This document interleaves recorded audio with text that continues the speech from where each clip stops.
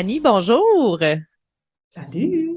Je suis super contente que tu sois là. On parlait du Costa Rica juste avant de commencer parce que toutes les deux, on a acheté une maison là-bas, puis on parlait à quel point c'est un processus quand même acheter une maison là-bas. Est-ce que tu es toujours aussi heureuse de vivre là-bas, d'être dans cet endroit-là, d'être dans ta jungle?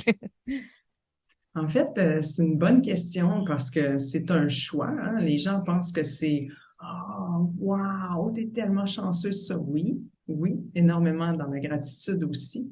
Mais ces endroits-là, la jungle, en fait, où la nature est à son maximum, son plein potentiel, sont des vortex qui te font vivre plein de choses, où l'énergie est très, très, très, très haute.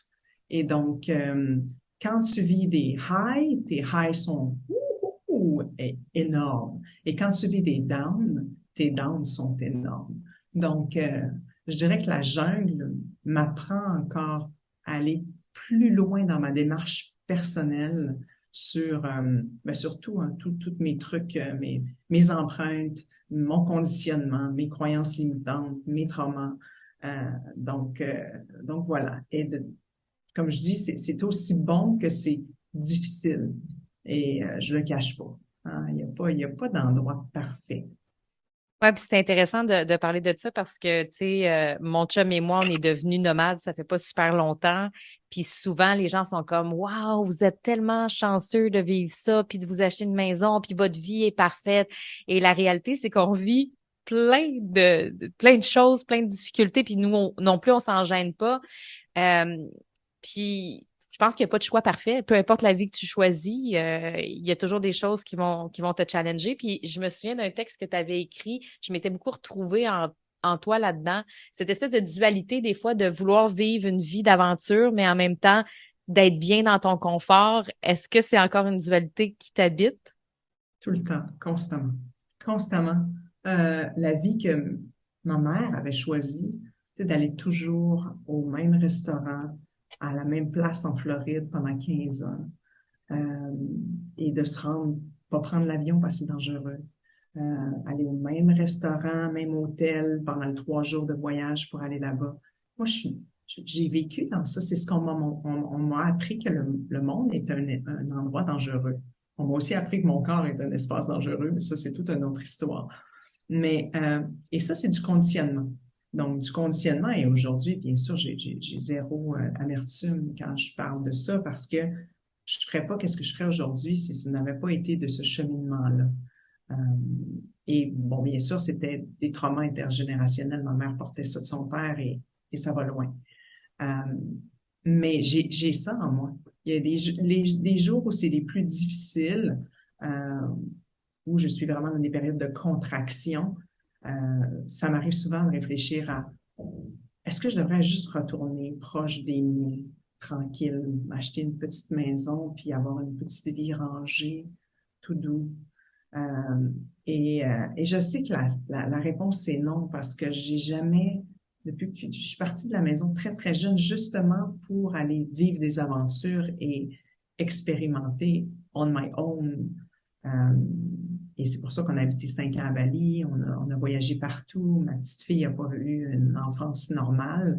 Elle n'a jamais été à l'école à temps plein jusqu'à ce qu'elle arrive en 5e année. Donc, elle a fait des écoles un peu partout, tous les types aussi de pédagogie. Elle a tout essayé, école privée, école publique, école à la maison, école Waldorf, pédagogie Montessori. Les gens sont comme, OK, mais elle va être correcte? Oh, elle va être très correcte. C'est juste elle va être loin d'avoir eu, moi, ce que j'ai eu comme rigueur de, tu sais, c'est pas plus que ça, pas plus complexe que ça. Donc, c'est un choix et, euh, et c'est un choix toujours qui est conscient. Fait que même quand je retourne là à je devrais dessus, est-ce que je devrais me ramener dans quelque chose de rangé? Je le sais pertinemment en dedans que c'est non. Non, parce que c'est comme si mon cheminement va s'arrêter. C'est comme si je me mettrais plus au défi. Et me mettre au défi, ben, c'est ce qui m'amène tout le travail sur moi. Pour moi, là, personnellement, pour d'autres, c'est autre chose. Mais pour moi, j'ai besoin de sortir de cette zone de confort-là. Sinon, elle va juste se rapetisser tout le temps. Elle va devenir tellement petite. J'ai vu ma mère, je le sais. Mm. Donc, et je veux pas ça. C'est pas ça que je veux. Je veux au contraire dédramatiser, être moins réactive. Tu sais, je veux être ouverte d'esprit, non pas. Je veux pas que ça se ferme. Donc, euh, donc j'ai choisi peut-être. Tu sais, il y a beaucoup de choses entre les deux, là. On s'entend que moi, je suis comme l'extrême. Je choisis la vie de let's go, full aventure, non-stop, puis on sort de la zone, puis oh, on a de la misère, puis on est triggeré, puis mais on n'est Ouais. pas obligé de faire ça comme ça, là. Tu sais, il y a plein, plein, plein d'autres choses entre les deux extrêmes. Ben, c'est sûr. Puis, tu sais, c'est sûr, moi, je me retrouve beaucoup dans ton mode de vie à toi. Quelque chose qu'on me dit souvent puis qu'on doit te dire probablement, c'est t'es donc bien courageuse. Toi, c'est parce que t'es courageuse. Puis ça, j'ai le goût qu'on en parle parce que moi, j'étais une petite fille très, très, très, très anxieuse. Je fais encore d'anxiété aujourd'hui. Je suis le genre de personne qui a peur de tout dans la vie. J'ai peur de marcher toute seule dans le noir. J'ai peur de changer de ville. J'ai peur de plein d'affaires. Mais ça m'a jamais empêché d'avancer. Puis justement, à chaque fois que j'avance, je fais waouh, finalement, c'était pas si pire que ça. Puis je suis nourrie, puis j'apprends, puis je grandis. Puis quand je retourne en arrière, je me dis, si j'avais pas fait ce voyage-là en France toute seule quand j'avais 19 ans, je serais peut-être pas du tout la fille que je suis aujourd'hui. Puis je serais probablement encore plus anxieuse que jamais. Fait que je me pose la question parce que j'en vois des filles, des fois dans mes cohortes, puis tout ça, sont stressées, puis se disent, ouais, mais moi, c'est parce que je suis d'anxiété, moi, je suis stressée, moi, j'ai pas ce courage-là. Qu'est-ce que tu dirais à ces femmes-là? Puis toi, est-ce que tu te considères comme quelqu'un qui vit beaucoup d'anxiété? En fait, moi, j'ai de l'anxiété généralisée suite à un gros trauma. Euh, et donc, les symptômes sont absolument pas le fun, là. Et là, je peux aller loin, là. Ils sont pas toujours présents, mais souvent, et il y a eu des périodes dans ma vie où c'était 24 heures sur 24 pendant longtemps. Donc, côlon irritable, insomnie, douleurs chroniques, solides, cou, tête, toute la colonne vertébrale, la région du dos, euh, des spasmes musculaires constamment. Tu sais, j'en ai des symptômes à pu finir d'anxiété. J'ai pris de la médication pendant 10 ans que je ne prends plus maintenant parce que ces symptômes-là sont autogérés de par tout le travail et les formations que j'ai fait et de par un choix et de la discussion avec mon médecin. Toujours important de parler avec vos spécialistes de la santé. Moi, je chemine toujours avec la médecine traditionnelle. J'ai jamais pensé que on peut toujours faire sans.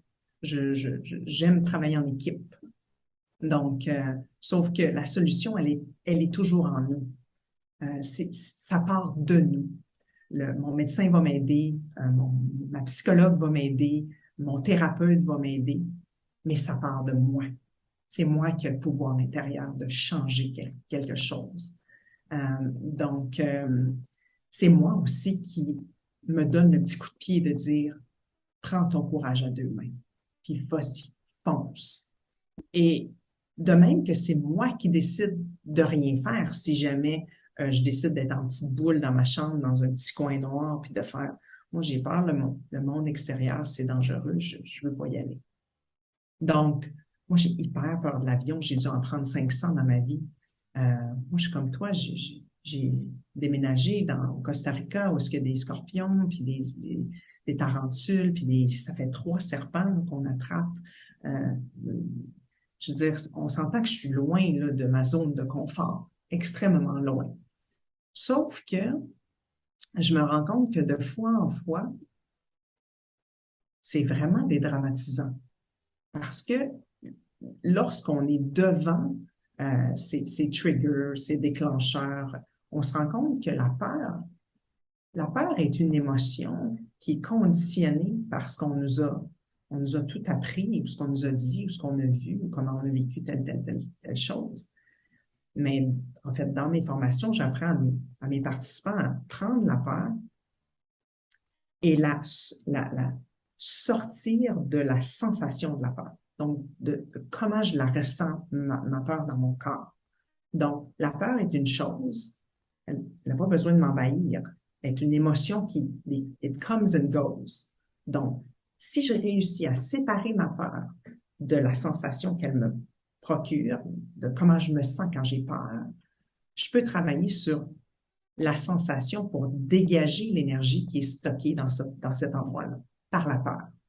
J'ai pas besoin de tomber dans l'histoire de si l'araignée va-tu me manger, va-tu me piquer, ça c'est l'histoire, c'est le mental qui alimente ma peur, l'émotion.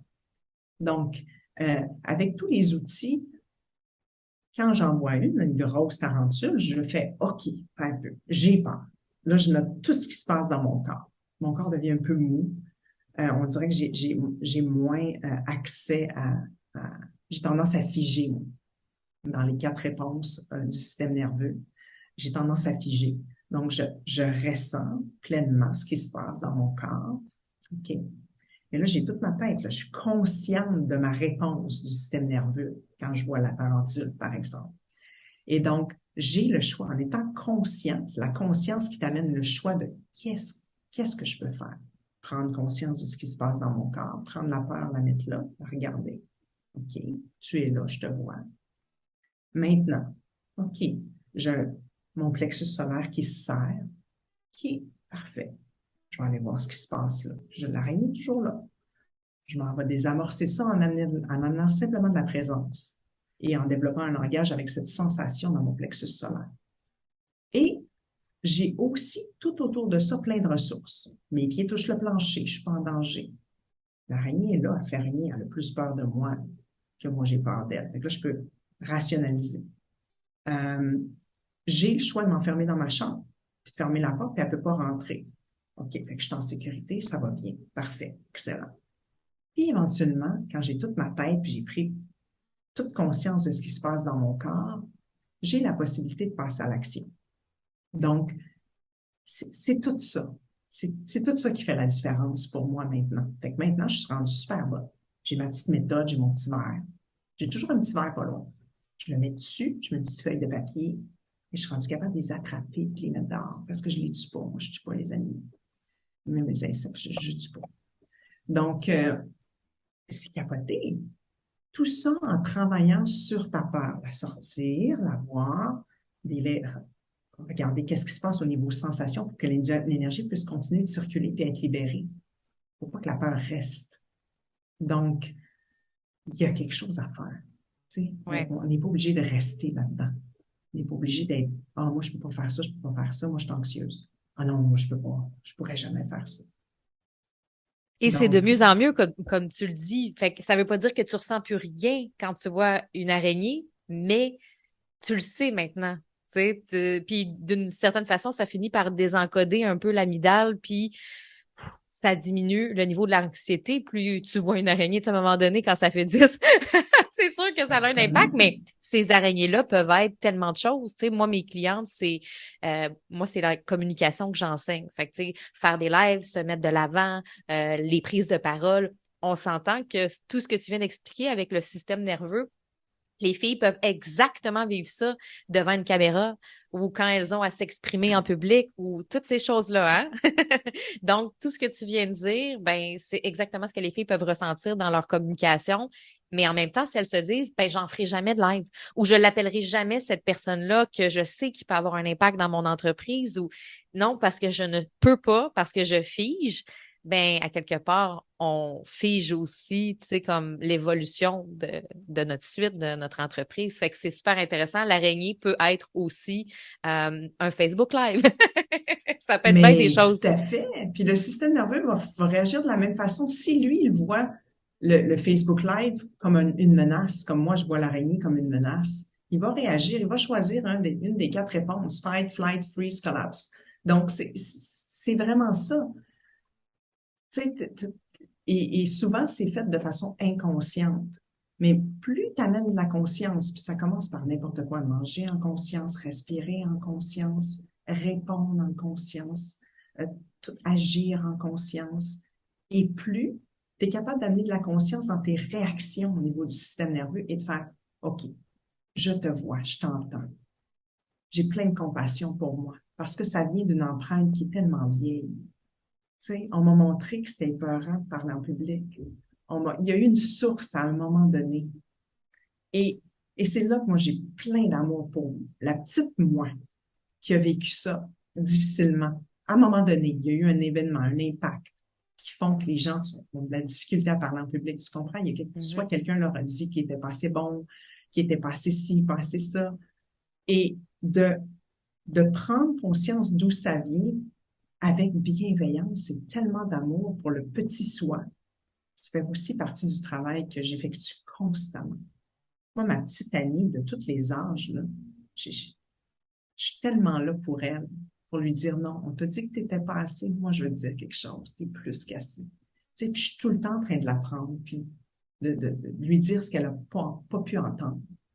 Donc, je viens comme réconcilier toutes les parties qui ont fragmenté finalement. Et c'est le travail d'une vie. Et j'avais le goût de parler de ça parce que je sens beaucoup autour de moi certaines femmes que je côtoie qui vivent des espèces de déconnexions spirituelles présentement, où est-ce qu'ils se sentent perdus, cherchent des réponses, cherchent des méthodes et arrivent pas à trouver ce qu'elles désirent.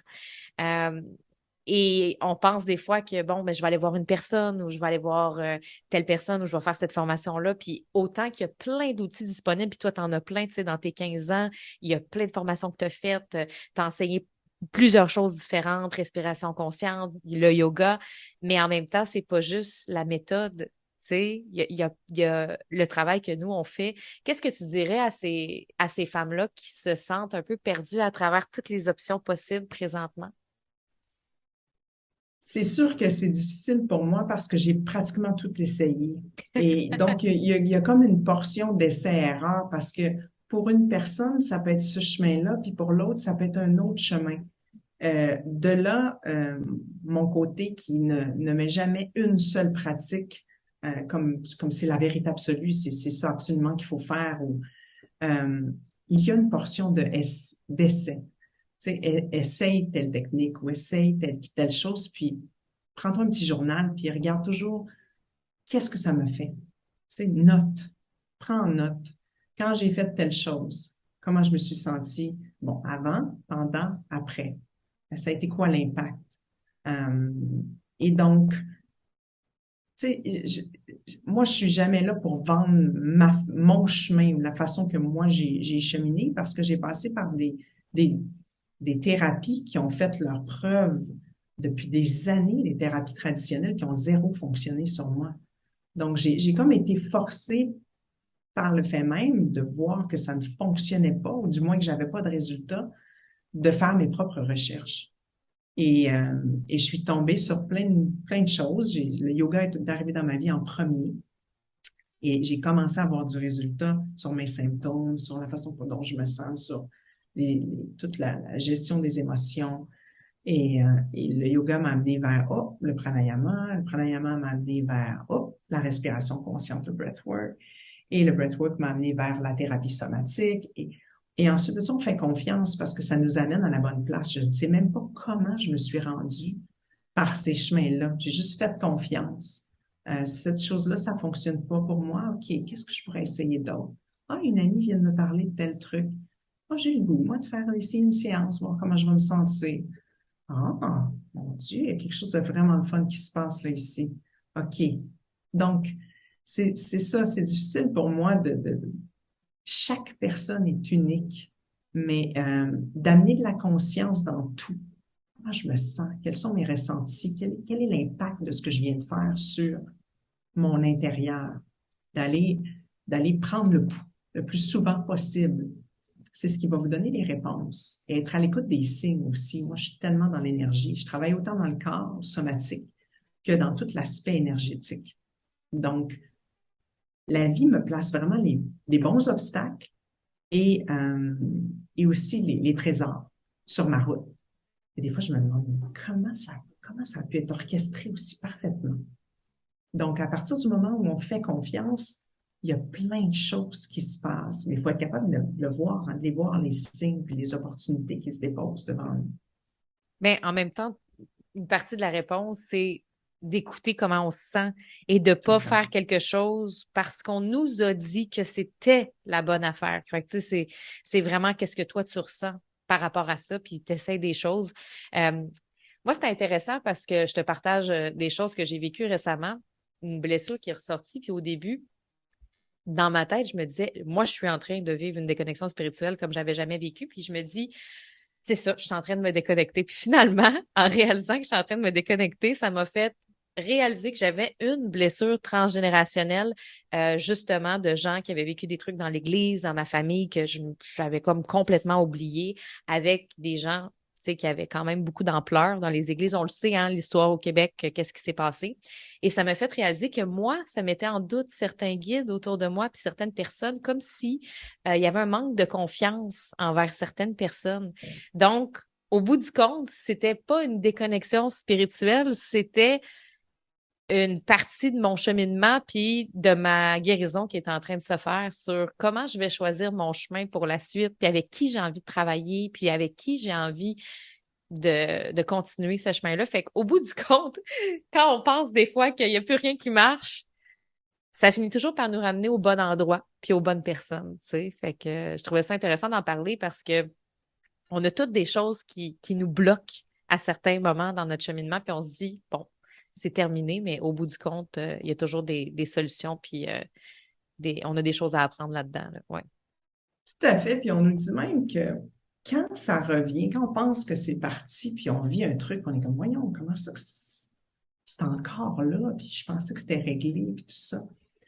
La vie est réellement le terrain de jeu où on utilise les outils.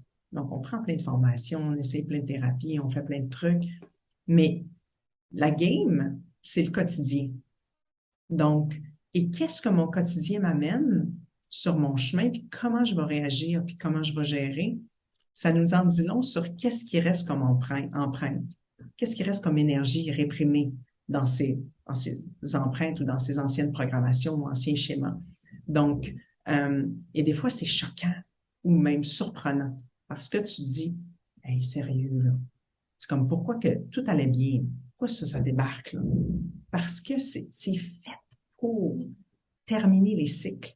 C'est fait pour encore te donner l'opportunité d'aller plus loin dans cette libération énergétique reliée à cette vieille peur ou cette honte ou peu importe, cette colère.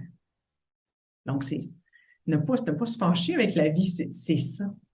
Tu sais, et on comprend pas souvent sur le coup, on est comme, mais c'est après qu'on se dit, ah, OK, ah, une chance que ça s'est passé comme ça parce que ça m'a permis de encore enlever une couche. Ouais, puis des fois, on est dans des phases où c'est plus facile d'être en mode réflexion, conscience, puis on dirait qu'il y a d'autres moments, d'autres phases où est-ce que c'est un petit peu plus de la réaction, réactivité.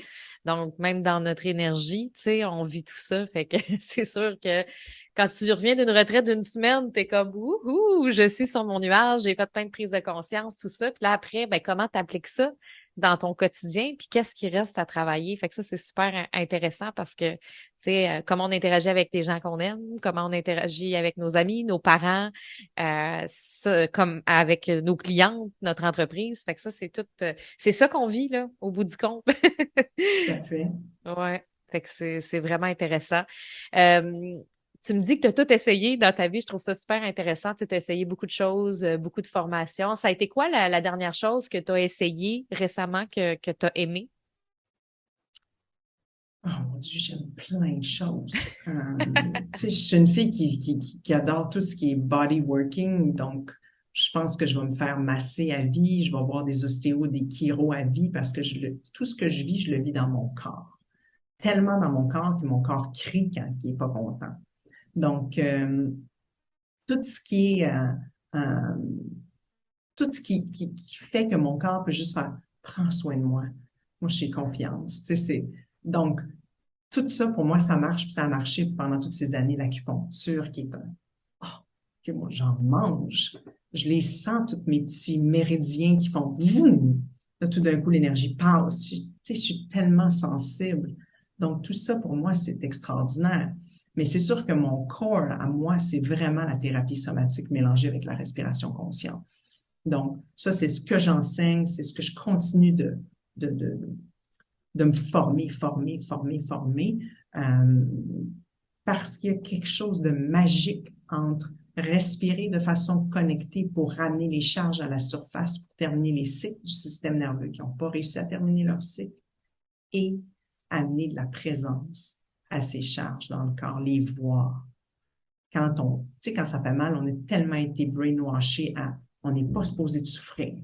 Ah non, non, prends une petite analgésique, là, ça va, tout va bien aller, mais t'es pas supposé de sentir ça. Moi, c'est ce qu'on m'a dit quand j'ai vécu mon trauma. C'est tellement souffrant, là, que, tiens, je vais te donner un petit truc pour doser ta propre drogue à l'hôpital. C'est doser, j'avais comme un petit iPod, là. T'es pas supposé de rien sentir. C'est terrible ce qui t'arrive. OK? C'est ça, on vit là-dedans, là. On vit dans une société où c'est tellement terrible, la personne vit quelque chose de traumatisant que, mais-en, à chaque fois que ça fait mal un petit peu, le pèse sur le petit piton. OK. Mais moi, là, quelques mois plus tard, là, mon corps, il a fait parce que toute l'énergie est restée stockée en dedans parce que je l'ai engourdie. Tu sais, fait que quand je suis sortie de l'hôpital 2 semaines après, je suis partie comme si de rien n'était. J'ai recommencé à travailler. Puis, quelques mois plus tard, ça, tu sais, fait que c'est tout ça qui m'a amené à me réapproprier mon corps, ses émotions, ses sensations, son énergie. Donc, pour moi, c'est ce qui est de plus magique, d'amener de la présence dans chacune des charges, même si c'est désagréable, dans la mesure où c'est tolérable. On travaille toujours avec le tolérable, nous autres. Donc, c'est le contraire de ce qu'on m'a dit. Je me sens full rebelle dans mon métier. Ouais, non, mais écoute, c'est normal, là. On regarde, puis tu sais, je veux dire, les enfants étaient élevés comme ça avant, pas trop d'émotions, tu sais, puis aussitôt qu'un enfant crie, non, crie pas, pleure pas, tu sais, fait que c'est pas évident. Même moi, avec ma mère qui fait un super de beau cheminement, c'est beau à voir, tu sais, comment est-ce que notre cheminement peut impacter notre famille, tu sais. À un moment donné, tu sais, je lui ai dit à ma mère, comme arrête de tout retenir, là, tu sais, je veux dire, dis-le, là, tu sais, c'est comme, puis tu le vois que c'est pas parce qu'elle veut pas, c'est que c'est tellement programmé en elle que c'est ça qui se passe. Puis maintenant, tu sais, beaucoup d'excuses. Oh, excuse-moi, je pleure. Excuse-moi, je me fâche. Excuse-moi, mais non. Tu sais, c'est correct, tu sais. Fait que, puis on a tous des gens comme ça, tu sais, autour de nous. Puis je trouve ça intéressant que tu parles du corps parce que justement, on n'est pas toujours habitué dans notre société de s'arrêter. Là, tu sais, toi, tu es au Costa Rica. Moi, je le sais, quand je suis au Costa Rica, on dirait que tout est plus facile au niveau du corps. Comme tu dis, c'est un vortex. On dirait qu'on ressent plus les choses. Des fois, quand tu arrives, ça doit être mon corps qui est programmé à certains endroits. J'arrive au Québec, là, j'ai l'impression qu'il faut que je me dépêche. Là, je nomme le Québec comme ça parce que, tu sais, mais je me souviens quand je suis revenue après mon 6 mois au Costa Rica l'année passée, on dirait que j'étais arrivée, j'ai atterri, puis tout de suite, j'ai commencé à me sentir stressée. Puis là, je me suis dit, voyons, tu sais, je veux dire, il n'y a pas personne à l'extérieur qui m'a stressée, là. C'est moi, là, qui a ressenti ces choses-là, ces énergies-là. Puis vite, dépêche-toi, puis rendez-vous à telle heure. Puis là, j'étais comme, ça, je trouvais que c'était quelque chose. Fait que, tu sais, c'est d'être constamment à l'écoute de son corps. Mais ce que je remarquais, c'est que quand ça va vite, on l'écoute plus, tu sais. Et c'est On dans ces l'écoute plus, moments-là puis que, on l'écoute plus, puis c'est intéressant parce que chaque personne autour de nous peut nous amener de l'information sur nous, en fait. Tu sais, je te donne un exemple, puis moi, je suis tout à fait avec toi. J'étais allée au Québec un mois et j'ai retombé dans un mode très performance, très magasinage, consommation. Euh, et là, il n'y a pas de mal, là. Je suis pas en train de mettre des non, non, étiquettes non, sur quoi non. que ce soit. J'adore magasiner, j'adore. Mais Ben ici, je oui, peux ben pas oui. magasiner, il n'y a rien. Je suis dans le jaune. Fait que je magasine les petits oiseaux dans les arbres, puis c'est ça. Fait que, mais la minute que je suis arrivée là-bas, j'étais comme, oh, des magasins! Tu sais, fait que j'ai comme retombé dans un mode société. Et quand je suis ici, ce que j'ai trouvé intéressant, c'est que j'ai fait 6 mois de rénovation avec des travailleurs que j'ai appris à aimer à travers le 6 mois parce que j'ai appris à les connaître. Puis mon chum me disait toujours, regarde-les, ils chantent, ils ont du fun, ils se font des petites blagues, puis, tu sais, puis ils sont là, puis ils font le ciment, puis tout, puis... Mais il y a tellement à apprendre de ces gens-là, là. C'est pas possible. Moi, ça me fascine. Ils sont toujours contents. Toujours, toujours contents. Et ils ont toujours le sourire aux lèvres. Et moi, ça me fascine parce qu'on a des super jobs, puis on chiale.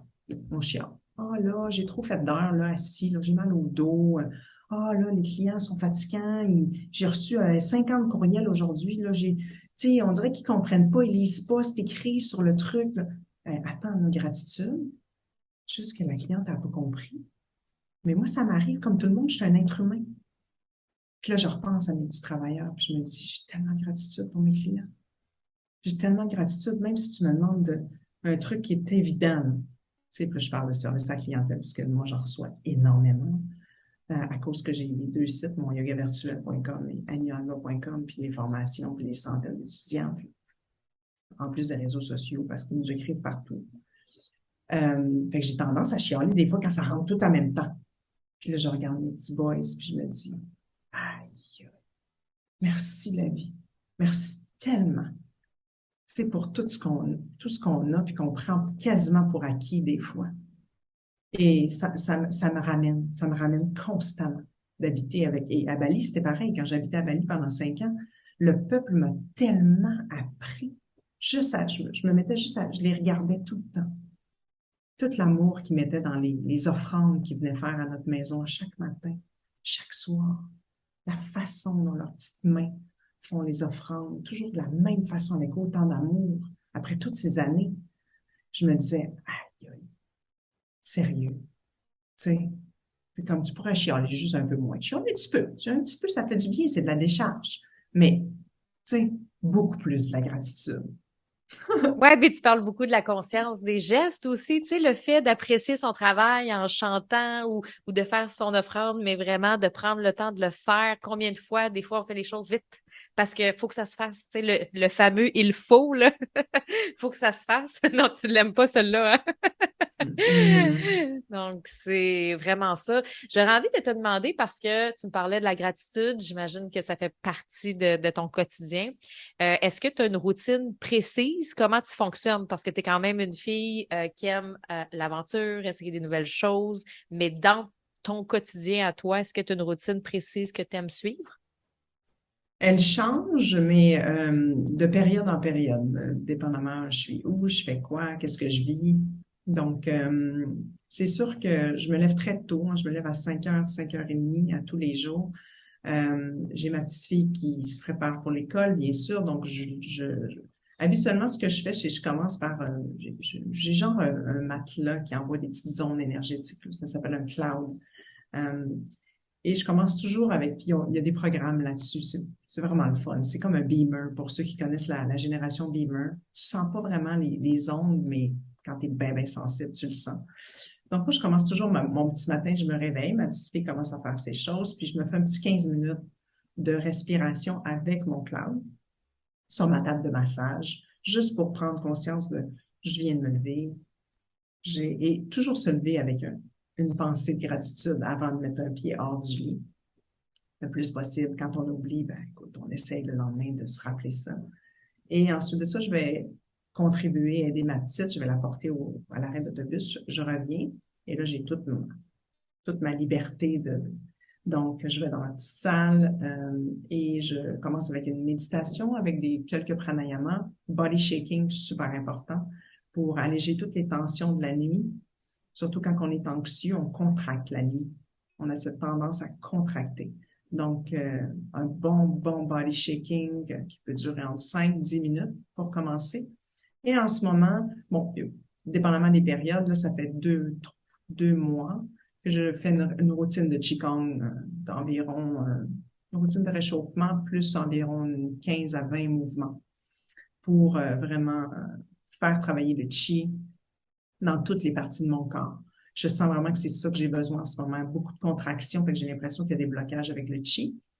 Et je fais du mouvement organique. Une fois que tout ça c'est fini, c'est où est-ce que mon corps a pas eu la chance d'aller ce matin? Où est-ce que l'énergie a pas eu la chance de passer, même avec tout ce que j'ai fait? Fait que la routine, je dirais, où est-ce que, à partir de la méditation ou au mouvement organique, dure à peu près 1 heure. Le petit 15 minutes de cloud où est-ce que je fais mes respirations, c'est à part, c'est quand je me lève. Donc, euh, 1 heure, tu vois, ce matin, je l'ai pas fait, puis je le sens, fait que je vais faire une portion de routine après. Je le sens. Si j'ai skippé, il y a quelque chose qui est pas cohérent. Il y a quelque chose mon corps est pas totalement là. On dirait que je suis comme désaxée. Je suis pas complètement bien arrivée, ancrée dans mon corps. Il y a des mois aussi où est-ce que c'est du yoga doux, du yoga Kundalini. En ce moment, je suis vraiment Qigong avec mon conjoint qui est professeur de Qigong. Donc, c'est vraiment ça que j'ai envie de travailler, mais ça dépend des périodes. Mais c'est sûr que le matin, je le commence avec moi. Je le commence avec moi parce que je ne peux pas m'asseoir à l'ordinateur de façon quotidienne ou commencer en ouvrant mon téléphone puis prendre mes courriels sans avoir fait de ma pratique, c'est complètement illogique. Je vais activer mon système nerveux tout de suite et j'ai peut-être encore des contractions de la nuit, donc non. Et donc, après tout ça, je vais me faire un beau smoothie avec des fruits frais du Costa Rica. J'ai hâte à Et, ça, là. c'est Je bon, m'ennuie petit des fruits déjeuner. frais du Costa Rica. Ouais. On dirait Ouais. que j'aime mieux me faire à manger au Costa Rica parce que justement, je cuisine beaucoup plus en conscience. Là, je vais au marché, j'achète mes fruits, mes légumes. Là, j'ai du plaisir, là. Ouais. C'est une forme de méditation. C'est tellement, tellement enrichissant d'aller chercher ses propres légumes, ses propres choses, les amener à la maison et de faire quelque chose de créatif avec. Il y a quelque chose de vraiment riche dans juste cette activité méditative. Tu sais, moi, j'adore, on passe beaucoup de temps à cuisiner, mon chum et moi, euh, juste parce que pour le plaisir de. Et on va au marché, bien sûr, à chaque semaine. On a un petit marché organique, où est-ce qu'on prend chaque mardi, tout notre petit panier. Donc, oui, chaque chose de ma vie, de ma routine, pour moi, il y a une importance qui est là. Et quand je sens que je suis très activée parce qu'il y a eu des petits problèmes, il y a comme une surcharge de beaucoup de choses qui se passent, je le sens, je m'en rends compte dans mon manque de présence, surtout avec ma fille. Et c'est elle qui va me donner mes reality checks. Maman, tu m'écoutes pas, là. Ça me fait capoter. C'est vrai, je l'écoute pas. Je suis pas en train d'écouter, là. Je fais comme d'autres choses où je suis dans ma tête. Mais elle sait comment venir piquer juste à la bonne place pour me ramener, là. Tu sais? Fait que c'est merveilleux. C'est une de mes plus grandes enseignantes, ma petite fille. Parce qu'elle, c'est raw. Elle sait si elle n'a pas mon écoute full. Elle sait si elle me montre un dessin, puis je vais faire, Elle va me dire, OK, c'est tout? C'est juste ça? T'as-tu vraiment pris la peine de le regarder? Qu'est-ce que t'en penses? As-tu des idées? Elle va me ramener. Puis je fais, c'est vrai. T'as Hmm. raison. C'est beau, hein? Et j'aurais envie de te poser comme dernière question. Après, je vais te laisser aller parce que je sais qu'on pourrait parler de tellement de choses pendant longtemps. Euh, Quelle place aujourd'hui prend ton entreprise puis les réseaux sociaux? Je sais que c'est une double question, là. Euh, Mon entreprise, j'ai été beaucoup en contraction dernièrement parce que je me suis questionnée sur c'est beaucoup. Tu sais, j'ai 45 ans, j'arrive en préménopause, je le sens. Mes cycles commencent à être un peu tout croche. Mes hormones, mes humeurs. Je suis fatiguée plus avec plein d'acceptation. Mais est-ce que c'est trop, tout ce que je fais? Et la réponse, c'est oui. La réponse qui est venue dans cette période de contraction où ça a été difficile, c'est oui. C'est un petit peu trop pour ce que j'ai envie de vivre pour les 5 prochaines années dans cette préménopause. Donc, encore une fois, c'est de s'écouter. Et donc, il y a plusieurs décisions qui vont être prises dans les prochains temps par rapport à ça. Bon, j'ai eu une période où je voulais tirer la plug de tous les réseaux. Il y a une période où j'ai dit, Je ça pense qu'on suffit, on vit tout je veux ça, plus les rien savoir. entrepreneurs. Je veux rien savoir de ça. Puis mon chum qui était comme, tout va bien. Vas-y juste une fois par jour, réponds à tout le monde, mets ton petit post, programme tes trucs. T'as pas besoin d'être là-dessus. Plus que ça. T'sais.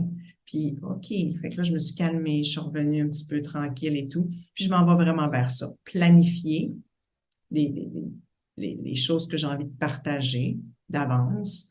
et aller juste pour répondre à tout et ne pas y aller 1000 fois dans la journée. Donc, ça, c'est ma nouvelle façon de faire parce que c'est prenant puis parce que c'est pas nécessaire. Puis l'entreprise, tranquillement, va de plus en plus se focusser sur... tu sais, je faisais plein d'affaires. J'avais 1000 formations, 1000 trucs. J'ai envie de focusser sur vraiment le core qui est notre formation professorale, qui a 6 niveaux maintenant, dont 3 qui sont ouverts au public. Donc, des gros changements s'en viennent sur mon site web. J'ai aussi mon abonnement que je garde actif avec des masterclass mensuelles, puis plein de petits goodies. Et donc, je rapetisse. En fait, je sais pas si rapetisse, c'est le bon mot, mais je focus. Tout devient plus focusé. C'est toutes des choses qui fonctionnent bien. J'arrête de m'éparpiller. Je suis une fille qui a tendance à l'éparpillement parce que j'aime créer. Mais je vais créer dans le focus. Donc, améliorer. Fait que j'ai comme tout changé ma façon de faire et ça fait du bien. Ça me fait vraiment du bien. Et même chose que dans ma vie. Quand j'ai acheté ici, il a fallu que je laisse aller mon pied à terre au Québec. J'ai toujours gardé un pied à terre. Et donc, j'ai tout rassemblé à un endroit. J'avais encore ma maison à Bali. J'ai tout laissé aller. Donc, et ça va dans la même veine de focuser, moins s'éparpiller. Donc, voilà où est-ce que j'en suis avec tout ça. Puis je pense que c'est ça aussi le message que je dis souvent à mes clientes entrepreneurs de comme qu'est-ce que tu veux présentement, tu sais. Des fois on se complique la vie, on s'en met beaucoup. Puis des fois c'est correct parce que des fois c'est ça qu'on veut. Des fois on est dans cette énergie-là, j'ai le goût d'essayer ça, puis ça, puis ça. Mais ça veut pas dire que ça va être toujours ça. Et c'est correct de changer, modifier, se réinventer. On n'a pas à suivre un plan de match pour le restant de nos jours. Et au contraire, je pense qu'il faut apprendre à pas avoir peur de faire des changements parce que des fois, justement, les changements, quand on a une entreprise qui va bien, ça peut être challengeant. On se dit, ça va bien. Fait que je pourrais garder ça comme ça. Mais souvent, toutes les fois que je me suis écoutée, même s'il y avait une peur, tu sais, après, ça a été juste incroyable, autant au niveau personnel que professionnel, parce que tu te crées de l'espace à toi. Puis quand tu te crées de l'espace à toi, tu es dans ta zone de puissance aussi. Fait que c'est ça qui est incroyable. Tout à fait. Ouais. J'ai hâte de voir tes nouveautés sur ton site, ce qui s'en vient pour toi. Dis-nous où est-ce qu'on peut te suivre, Annie, en terminant. Euh, je sais que tu réponds 1 fois par jour, puis c'est correct. Mais mais où est-ce qu'on peut te suivre sur les réseaux? Puis pour peut-être qu'il y a des filles qui sont intéressées aussi à ta formation professorale, comme tu vas te concentrer beaucoup là-dessus. Oui, ben en fait, la meilleure place, c'est vraiment annielanglois.com c'est pas encore, les changements sont pas tous là, fait que c'est encore un peu éparpillé, mais il y a énormément de contenu sur ce site-là. Et j'ai bien sûr ma chaîne YouTube qui est gratuite, qui est le fun pour essayer mes pratiques, essayer toutes mes séances. Il y a plusieurs vidéos de séances de respiration consciente et de méditation sur ma chaîne YouTube je pourrais pas te dire. Ça s'appelait avant Annie Langlois Yoga. Là, je pense que j'ai mis Annie Tu Langlois pourras Puissance m'envoyer du souffle. tu m'enverras le lien, puis on va Mais le vous allez mettre en trouver. dessous. C'est Annie ça, oui. Langlois Breathwork, c'est sûr que vous tombez sur ma chaîne YouTube. Impossible de pas trouver Annie Langlois sur YouTube, d'après moi, là. Ça va. Merci. Hey, merci beaucoup, Annie, d'avoir été avec nous aujourd'hui. Ça fait vraiment du bien, puis tu me donnes vraiment envie d'arriver bientôt au Costa Rica. Ah, mais c'est un pur bonheur. J'irai te visiter de l'autre côté de l'autre côté. Moi, je suis Pacifique, toi, Oui, t'es Caraïbes, donc ça me oui. fera plaisir d'aller te visiter à un moment donné. Merci Ben, t'es beaucoup la de m'avoir bienvenue chez invité. nous. Bye. Yay! Bye.